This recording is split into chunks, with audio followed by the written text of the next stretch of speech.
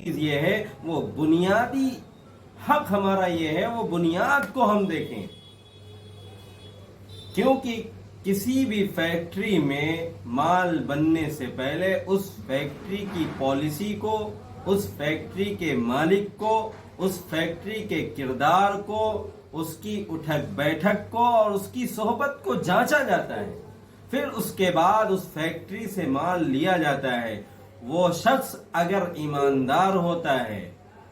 صاف طبیعت، نیک خواہشات کا مالک ہوتا ہے تو اس کی فیکٹری کا مال زیادہ مارکیٹ میں بکتا ہے۔ یہ تلخ حقیقت ہے۔ آج ہم لوگ شادی بیاہ کے نام پر ایسے رشتوں سے ناتا جوڑ رہے ہیں کہ صورت کی بنیاد پر، خوبصورتی کی بنیاد پر کیسے ہمارے گھر میں یہ لڑکی آ جائے، اس کے لیے طرح طرح سے کوششیں کرتے ہیں تاکہ اس کے گھر میں آنے کے بعد ہمارا سر عزت سے اونچا ہو جائے،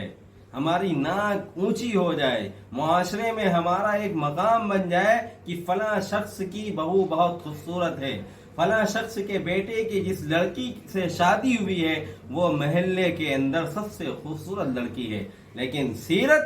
وہ زیرو ہوتی ہے۔ تو اس بات کا خیال رکھیں، یعنی کہ اپنے آنے والے پروڈکٹ کے بارے میں مالک کی حیثیت کو جانچنا اور مالک کی حیثیت کو پرکھنا ضروری ہے۔ اگر آپ جس جگہ سے پروڈکٹ نکل رہا ہے اس کے مالک کو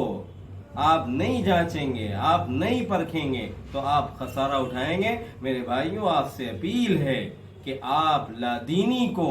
اور بے دینی کو ایک جامہ مت پہنائیے، اللہ اور اس کے رسول کے بتائے ہوئے طریقوں کو اپنائیے، اسی میں ہماری کامیابی